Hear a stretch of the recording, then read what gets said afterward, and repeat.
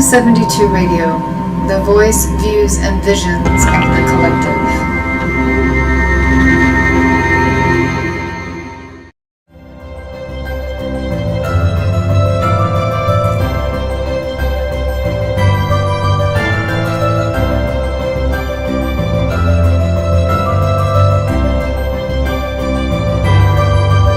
Good morning, everybody.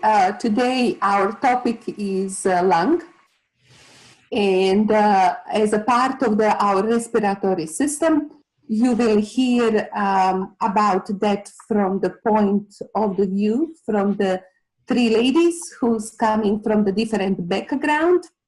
It is going to be a little bit scientific, little bit spiritual approach, little bit psychology, and all of that connected with the most important things that we are trying to transfer to our listener, and this is a healthy you.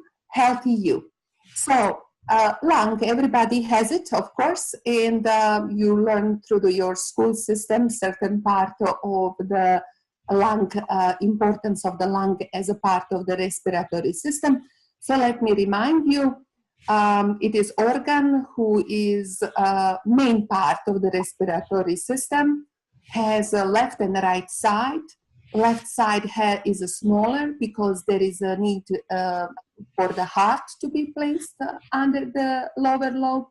Right lung has 3 lobes, and when we inhale the air passing through the nose, through the mouth, going through the big tube called bronchi, going to the small tube as a part of the bronchial system, and then finishing as you can imagine as a bunch of the bubbles or sponge called alveoles, who are so teeny, and but still blood can goes around, and that blood vessels are most important part, because if there is no those beautiful blood vessels, our lung would not be able to spread oxygen inhaled to our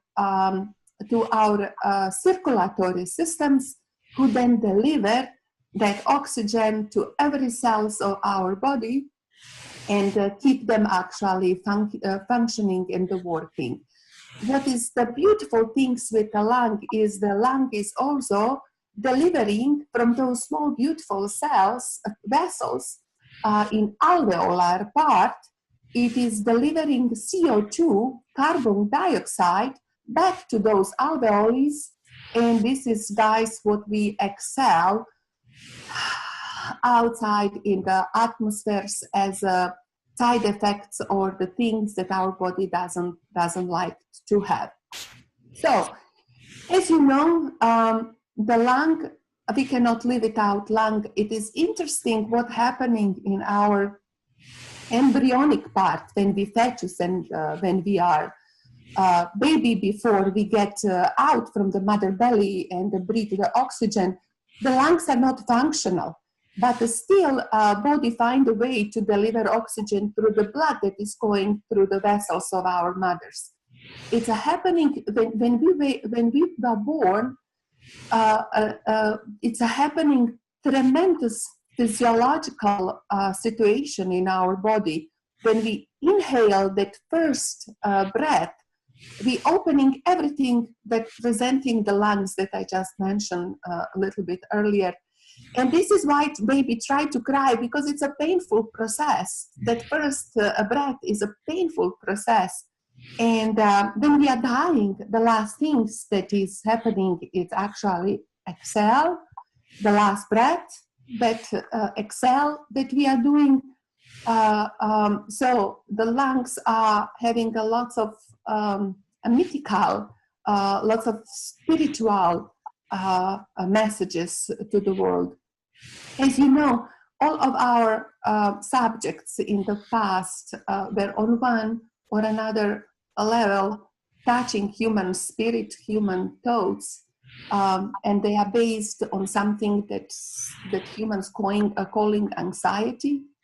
And in order to improve the quality of our lives, one of the main organ that is exercise is actually rhythm of the breathing. We're mentioning that whenever we talk about the heart, lung, anxiety, overall well-being, because we do believe that by a rhythm on which we are breathing air in and out, we can actually temper our thinking process. We can actually, from the physical part, have an impact on our on the way on which we approaching the day, on the way on which approaching everything that is happening to us. So please pay attention how you're breathing right now.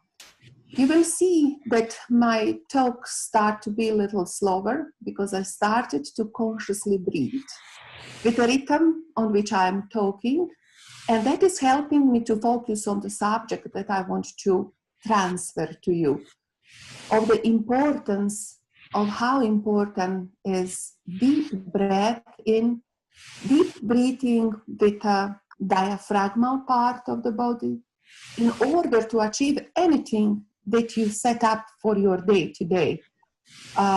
Giving some new knowledge that you are going to acquire, and let's be this presentation one of the trigger of that new knowledge that you will get.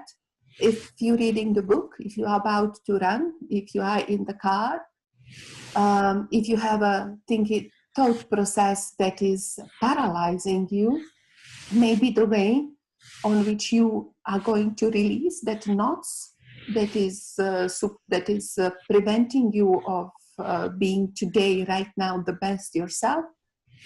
Maybe you want to start to take a deep breath in and out, and remember rhythm of the heart and breathing, and a little stretching like a small baby when it's stretched in the morning like that. It's actually taking the deep breath in and deep breath out, and that beauty of the living, that beauty of the life through the air coming into whole your body, your thought, and you can be the better person.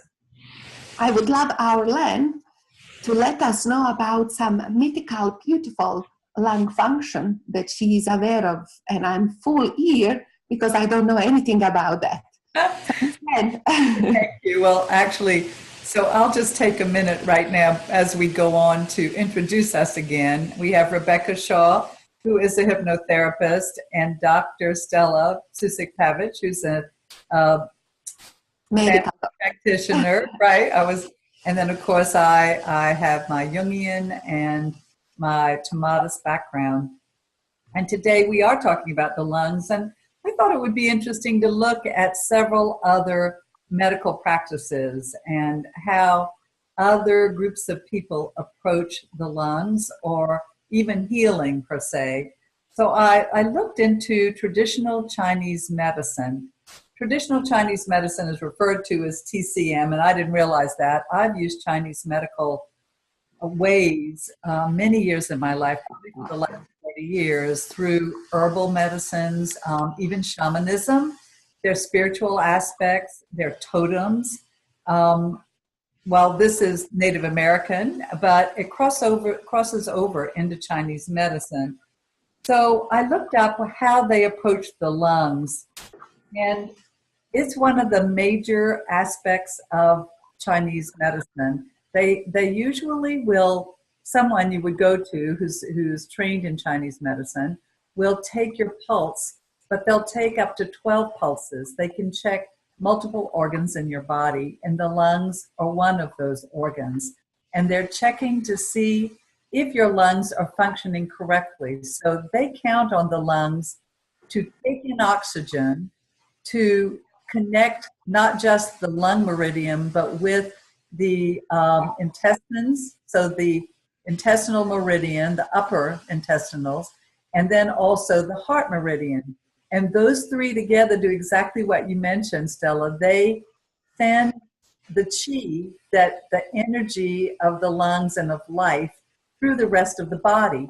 And so if for some reason the lungs are not functioning well, then the rest of the body won't feel well. So they will approach the lungs as one of the first pulses that they look at. It's really interesting if you have an interest in Chinese medicine, or just to understand how you might use it in your life. If you have access to the internet, go on there or go to the library. There are books about it, and it's very interesting to read short articles about Chinese medicine. They talk about the yin and the yang and how they go together, and I don't know enough about it to really go into it here. We ought to have someone come talk to us about Chinese medicine, but there are two critical aspects of human living that they look at.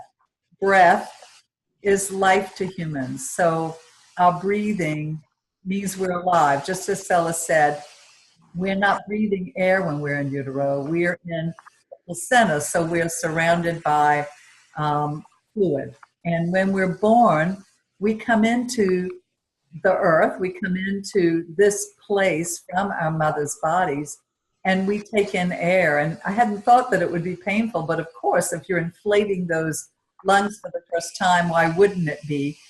And then we take in air, and that starts our path on the earth, our connection to the earth, our connection to other human beings, and how we're all a part of each other. So breathing is very important. They're vital. But holding our breath, actually, the Chinese would say, is an indication of illness. So if you find yourself holding your breath in any situation, say you're in an interview for a job, or you're in a very important meeting in your work, or you're meeting this person that you've met and you sort of feeling you might be falling in love, but you're holding your breath, it's important to actually start to breathe, to make sure you pay attention to it. I've been working with a trainer at the gym, and she will continually say, find your breath, because I clearly, when I'm lifting heavy weights or pushing something together, I'm holding my breath to make sure I have the strength to do it. And she reminds me, if I breathe, it will be easier for me. So try to keep it in your mind that is something. Another thing they say in Chinese medicine is, if you find yourself with a cough, then chances are your qi is coming from the bottom up and it's unhealthy. Your lungs are not functioning correctly. So you also will be congested and have a lot of fluid. It's important for you to address that.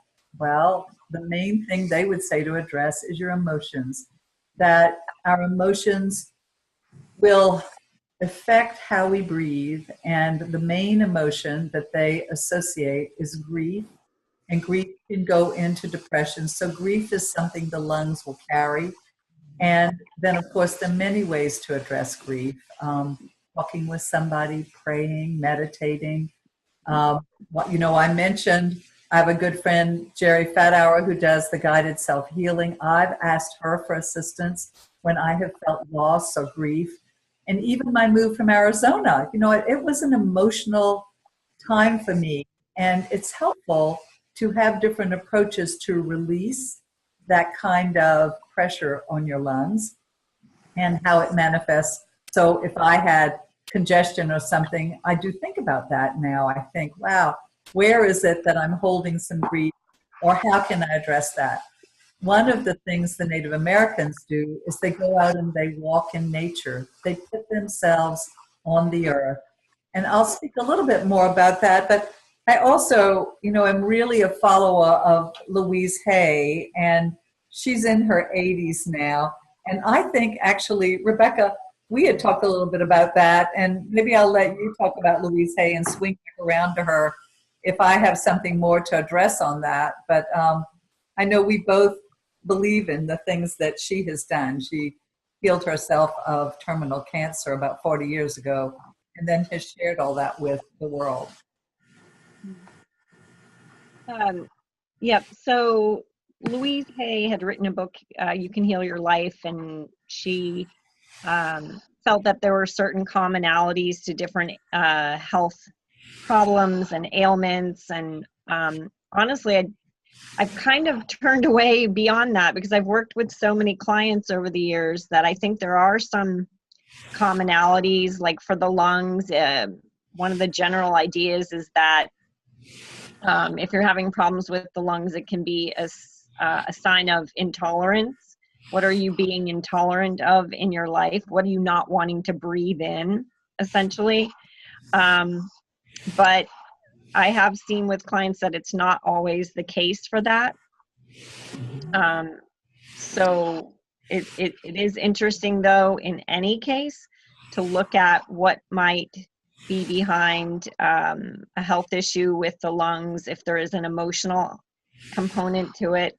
Typically in my work, I've always seen that any kind of health issue, there is a mind, body, spirit contributor to the problem.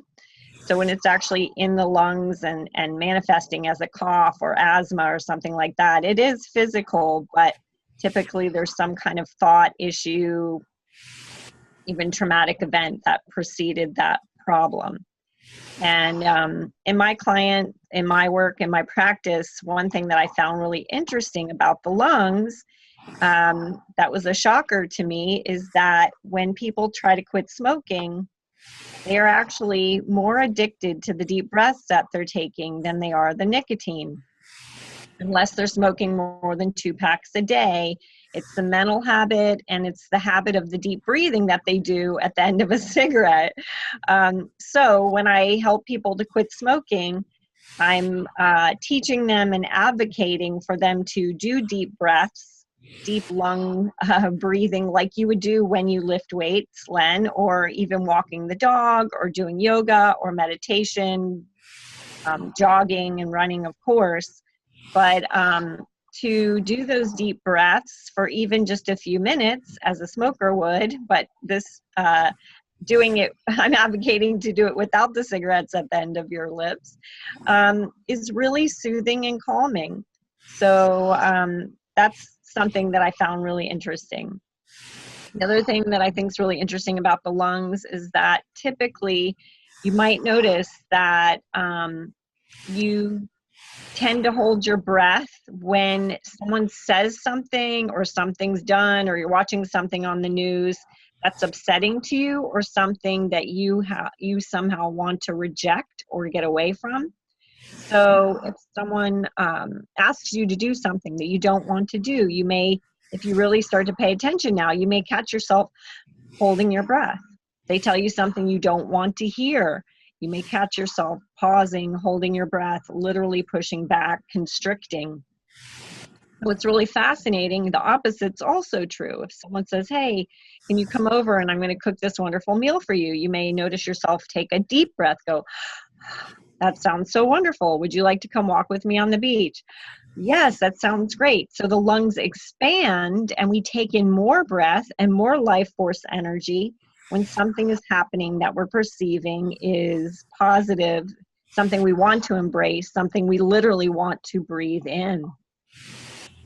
I also teach this awareness of the breath and the lungs when I'm teaching students to go deeper into their own intuitive awareness.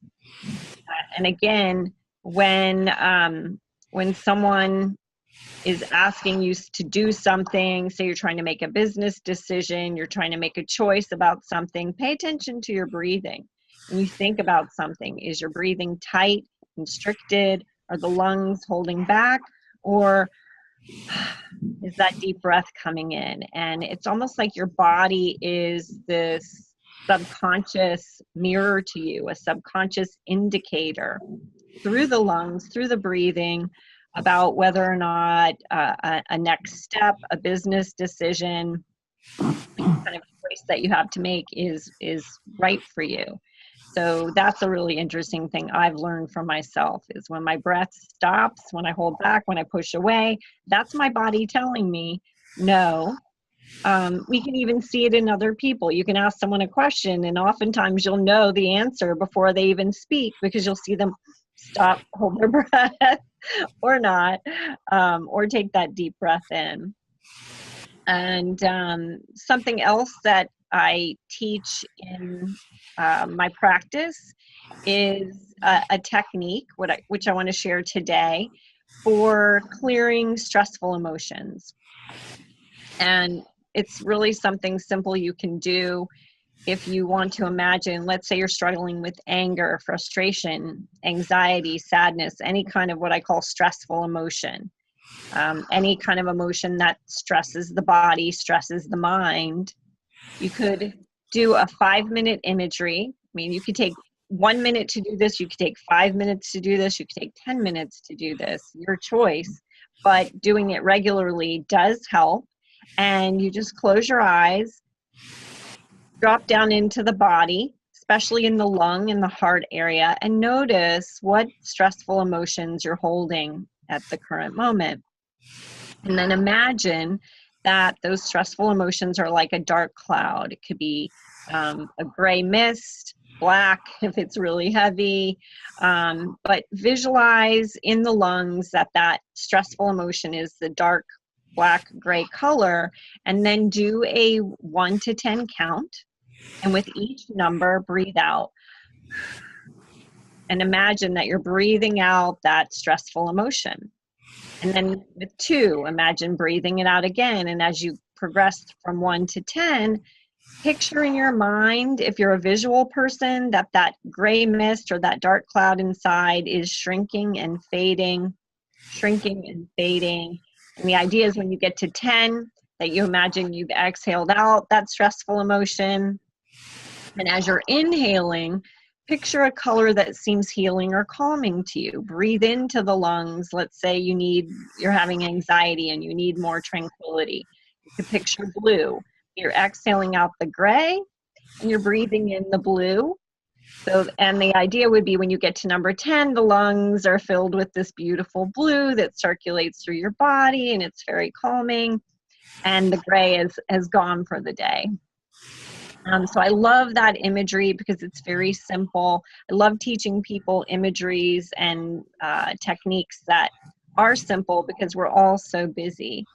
And I want to add, if you're not a visual person, then just imagine the feeling of releasing those stressful emotions, the feeling of what it would feel like to purge that stressful energy or emotion, and then the feeling of breathing in a peaceful, calm energy.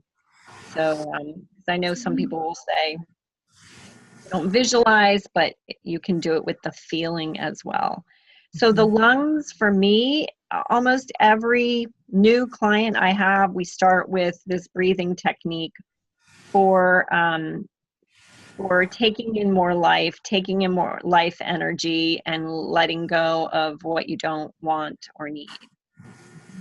Actually, I think that sounds wonderful.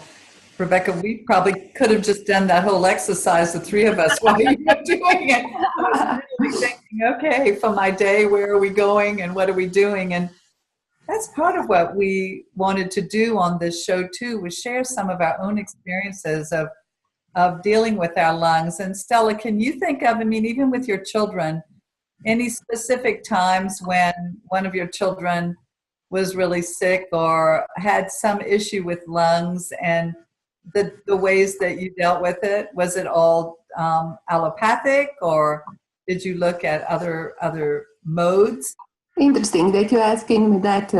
One of my child was born with a not developed lung, actually not well developed, little bit premature, and develop, unfortunately, respiratory syncytial virus bronchiolitis. Those children doesn't have the lungs is developing through the first 2 years of the baby life. So when they develop some small viral infection that can be quite hard and heavy on the baby organism. So she was under the treatment from the both twice, 3 times hospitalization, all months for the pneumonia as a small baby, 2 months old, lots of antibiotics. This is the first time when I actually went and asked for the help of my colleague, medical doctor, who is also doing homeopathic medicine at that time. He gave me some medication. I cannot recall which one was that. But together with the hospital service, I'm definitely sure that that one medicine helped my child to get rid of the infection a little bit earlier.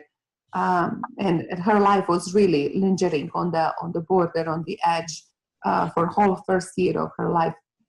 But what I was thinking when Rebecca was talking, I was thinking why we are actually responding with our breathing, like stop breathing when we are in the situation of discomfort, or where is that coming from primordially? Where is that happening in the human development, that we have that stop breathing alert system activated? So it must be something with our human race development, in which we were using that fight or flight response, in which we need to stop breathing when that animal comes close to us. So we were even probably afraid to breathe, to try to hide ourselves.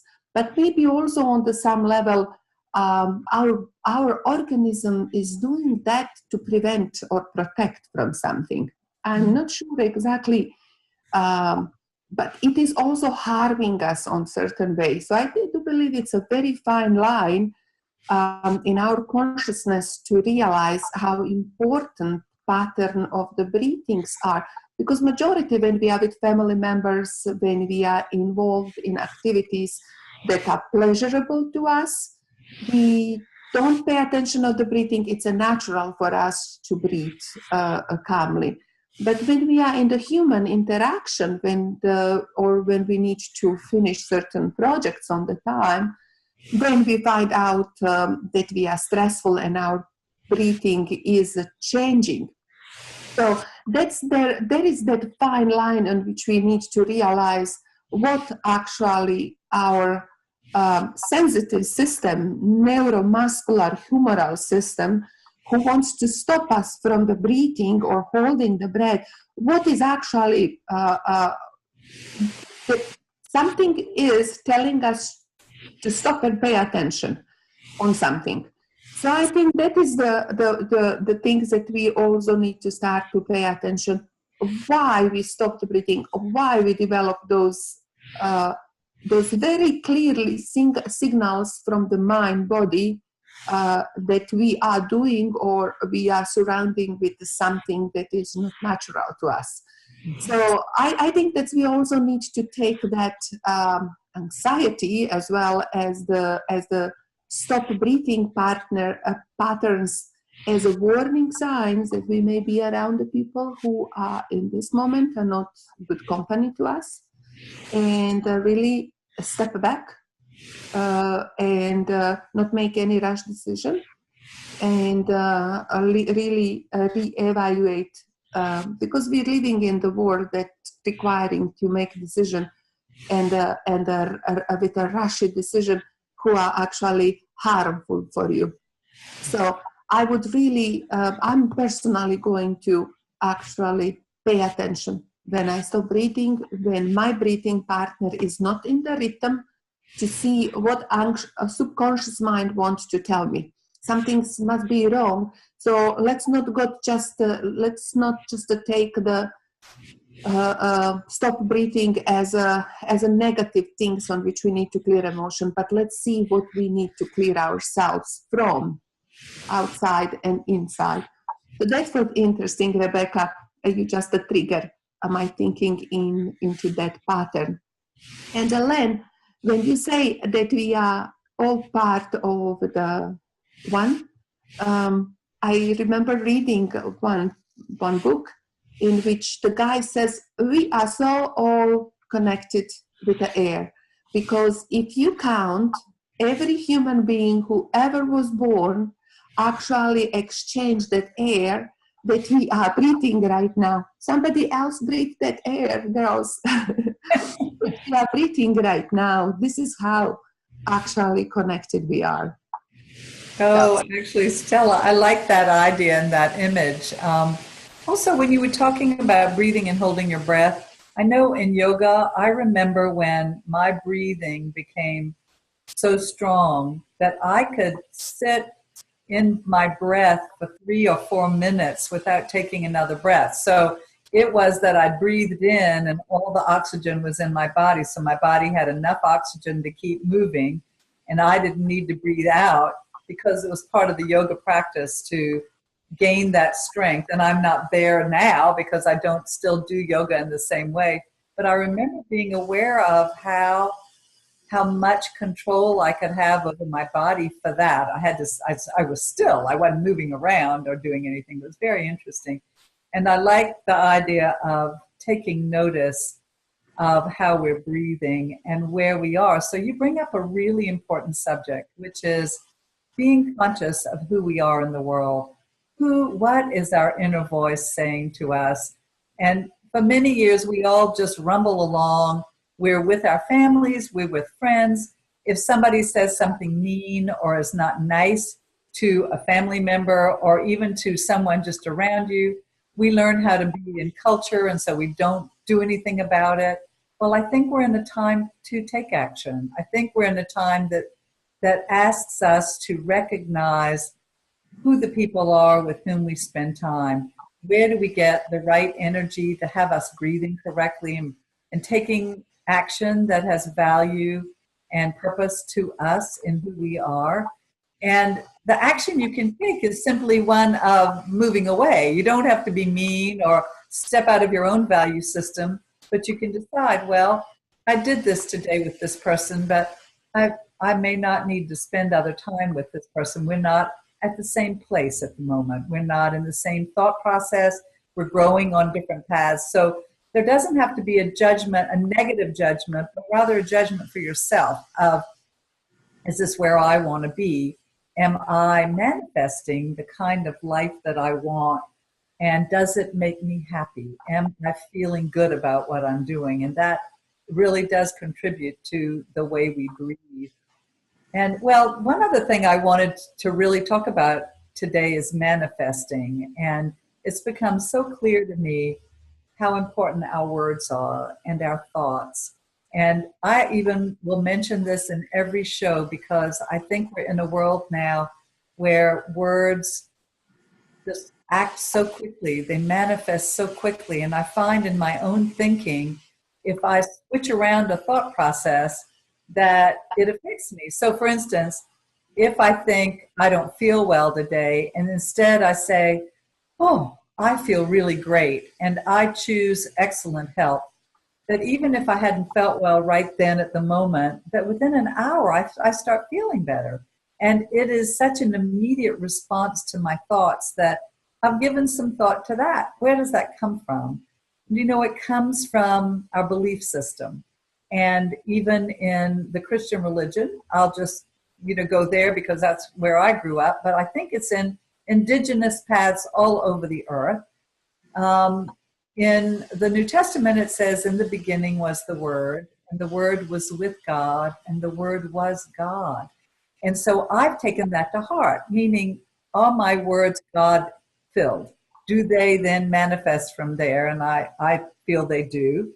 And I also look at the universe at large, and the universe jumps in to support me when I am thinking positively or trying to reverse or change a thought process that I have. And we all have these processes that start to chatter in our minds, and it's up to us to say, stop, wait, that's really not how I want to think. So right before the show started, I was sharing with you something from Byron Katie. And I came upon her maybe 30 years ago, and she only pops her head up into my thoughts when I'm not taking responsibility for my own actions. And she's been in my thoughts recently a lot, and it just sort of bothers me that she is. But she's really clear about what she says.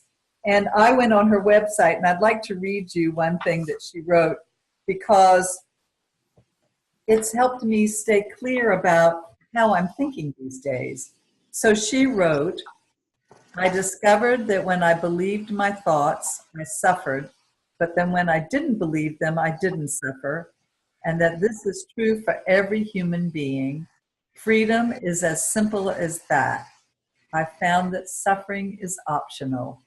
And that was, oh, it just opened my world. Last week I thought, oh, wow, then I don't have to sit here and be miserable about one subject, or this person doesn't need to take me down in the day.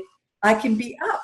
So now I've started cutting through my thoughts. So if I have a thought in the day about somebody that's not really how I think, I just stop that thought and change it. I make it positive. I bring light to it, and then I bring happiness and joy, and I have felt better.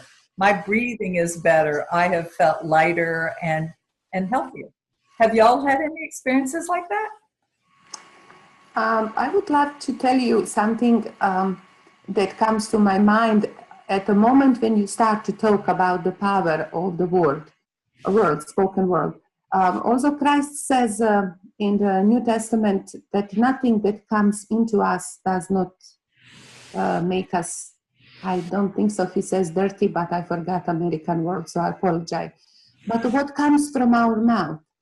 So when he says that by culture, we are raised to be quiet when we are exposed, or somebody around us is exposed to the bad behavior and some words that could be misgiving but attacking.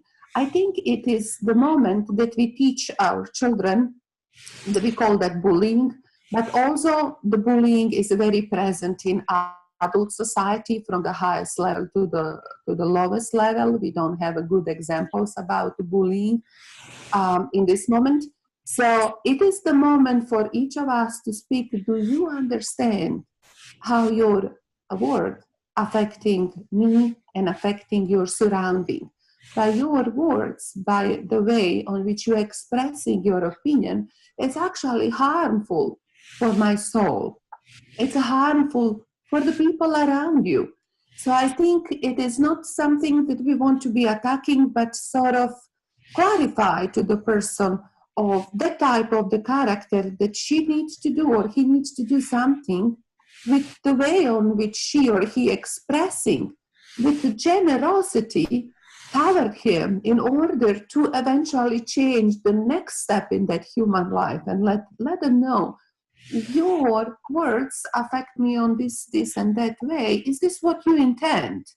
If they intend to do that, says that's really, I will wait for you in my future somewhere, but I don't want to relate with you in this moment because if you don't make me feel healthy, because that's what you're provoking into me.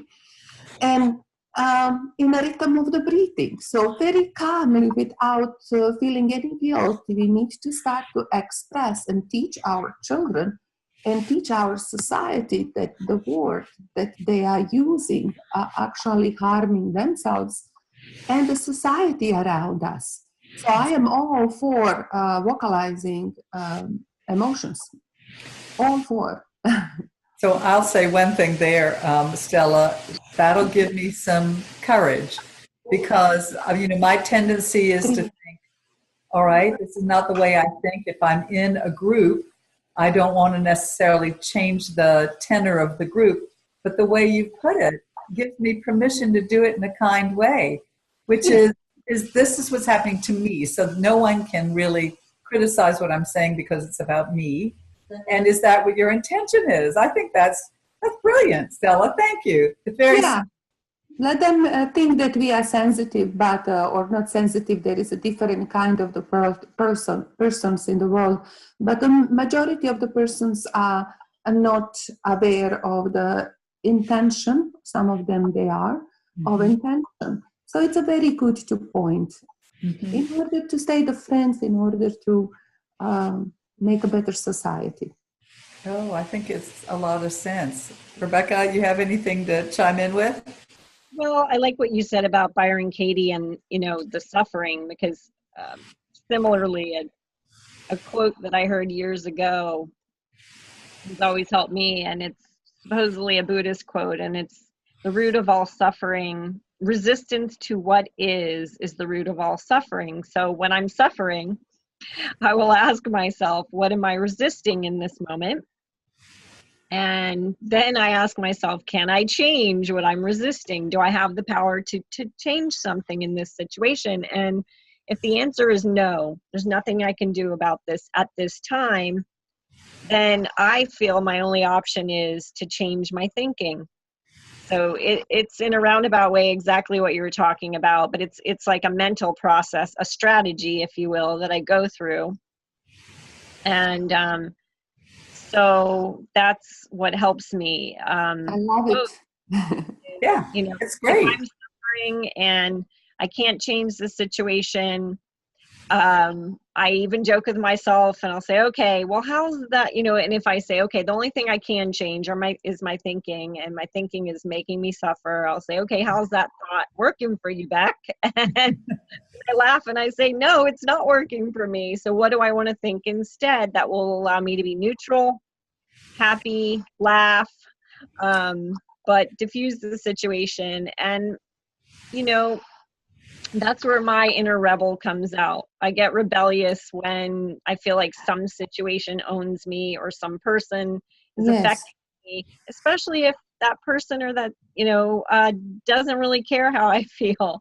Then I get rebellious on how can I think of this that allows me to go forward in life with more peace and positivity. And that's my strategy for getting out of suffering. Mm-hmm. It's a great strategy, I think. You know, it's certainly just starting. well. Well, so I have one more thing I wanted to bring up because it's so much fun, and that is I looked into shamanism and Native American medicine, which I studied years ago, not to be a shaman, but actually in the program where I did my doctorate, we all sort of understood we are all shamans, but shamanism actually held this spiritual healing intact for generations when we as humans sort of disappeared from understanding our ability to spiritually heal. And it's still very active in the world in different societies.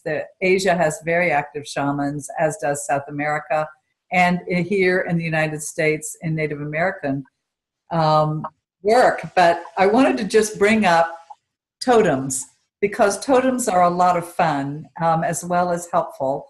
Some tribes think that one individual can have 9 totems. And what is a totem? So a totem is a spirit being, or a spirit being that shows up in an animal, an insect, a bird, mystical or mythical beings. I mean, it can be from anything.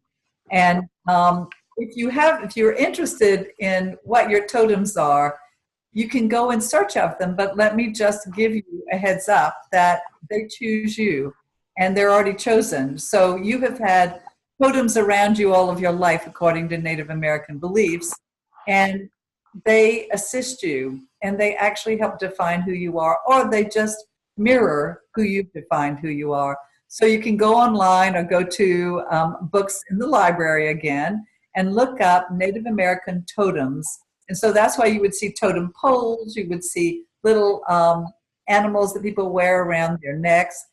I, for instance, have birds all around me. I have insects. So I've had bees and dragonflies, and there was another insect that was around me. Oh, butterflies. I mean, they're beautiful little things, but they end up in my life all the time. I've had very powerful birds around me too. So you can see, actually, if you look at your life and certain things come forward, once in a while a coyote will flit across my path, and I wonder, is that really me? Because the coyote is a trickster as well, and I think, well, maybe that's part of my personality I haven't identified. But take a look at what you might think about, because they give you great support. And if for some reason you're grappling with something that is causing you not to breathe as carefully through your lungs or deal with your life as well, maybe one of your totems could sit on your shoulder, you know, metaphysically, and walk around with you and help you address that issue more easily.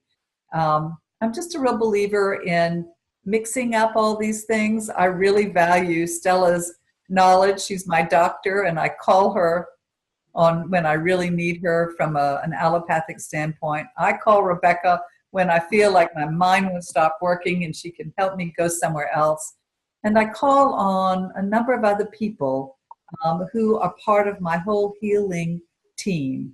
And so I'd encourage you to consider having a team and consider all of the things that we have mentioned. Ladies, do you have anything else to say before we head off for our day? I summarize everything in the Holy Spirit calling. So when I call, I says, "Come on, darling." Well, there. That's good. Yeah. Breathe in life, take it all in, and it's way more fun that way. Oh, man, it really is. So we are almost finished, and I would say we'll see you the first Wednesday. It is the first Wednesday, isn't it, of next month? And with a new subject. Second. What? I think it's second. Oh. Yep. We'll Well, I think that, well, all right, it's the second Wednesday. We have this discussion all the time. I think the universe is playing with us. So we'll let you know when we're on, and we plan to see you then. And thank you so much for joining us. Have a great day. All the best, guys. Yeah. Bye. Bye.